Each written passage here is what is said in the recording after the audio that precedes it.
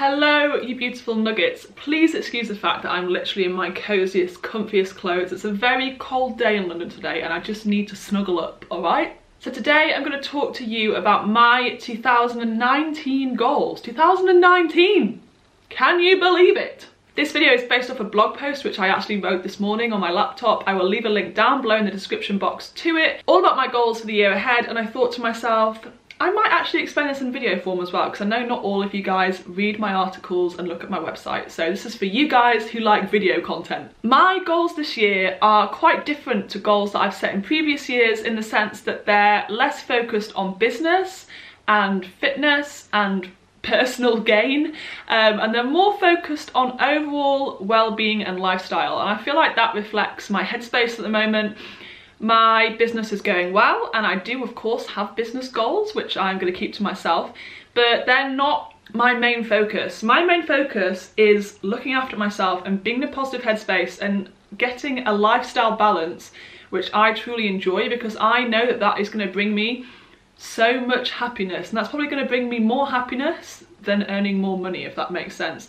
Spending time with people that I love or achieving these goals, which you're going to hear about in a minute, is going to bring me more happiness than earning more money. So these goals that I'm going to share with you today are more lifestyle based, and these are the goals that I am prioritizing in 2019. I hope that makes sense. Goal number one is green space and daily walks. So at the end of 2018, I started, if you watch my Instagram stories, you'll know this, I started going on daily walks at the park at the end of my road every single day for half an hour. And I would do that in the middle of the day when I'd been working for a few hours and I just needed a bit of a break.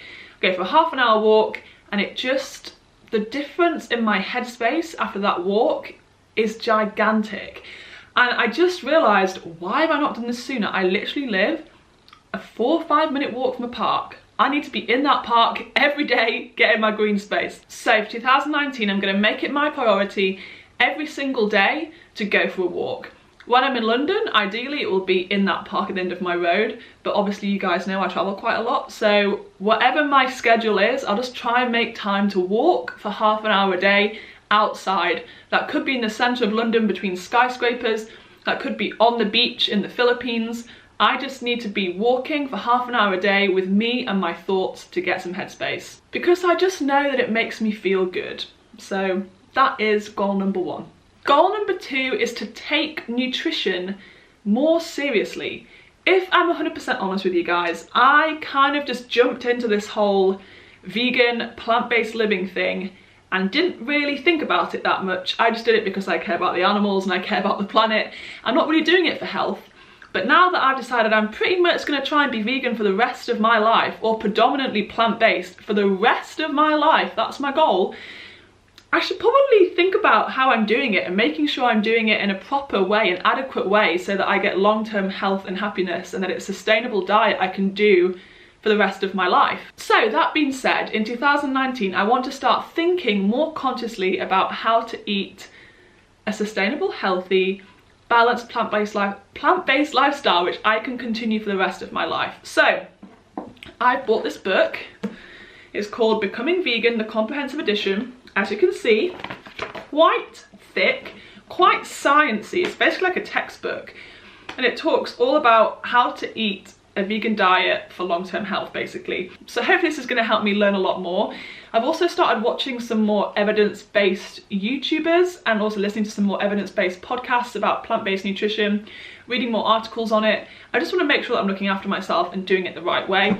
I've started being more on it with my supplements. I used to be quite chilled with my supplements, but now I'm like every day, vitamin B12, vitamin D, vegan omegas, you know, my daily things I need to take, I'm trying to take them. So yes, 2019, I'm going to start taking plant-based nutrition seriously, try and learn as much as possible, try and optimize my diet, and of course I'll share what I'm learning as I go along the way with you guys on my YouTube channel, so stay tuned for that. My third goal is one which I feel a little bit weird talking about, because it just feels a little bit crazy being like a 26-year-old woman and being like, look, I want to make more friends. I kind of feel like when you get into your 20s, people already have their friends from work or school or university or whatever.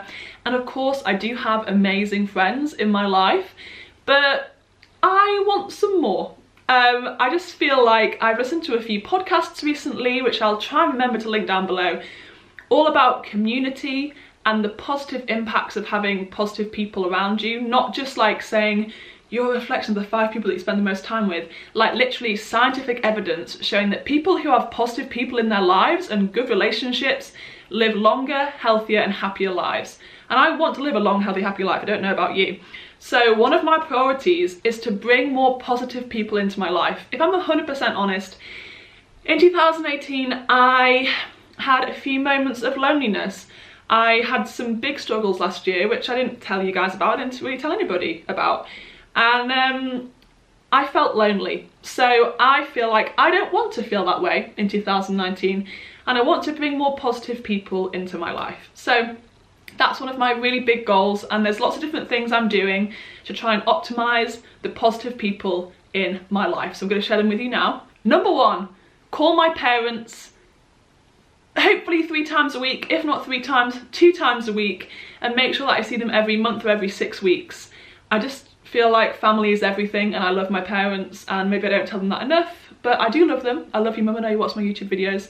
So yeah, I would love to spend some more time with them. Number 2, be present with my boyfriend every evening. So even if I do work late on my laptop, which I do all the time, when I close my laptop, I want to be 100% present with my boyfriend. When he comes home from work, when I close my laptop, I want us to be able to sit down and talk about our day.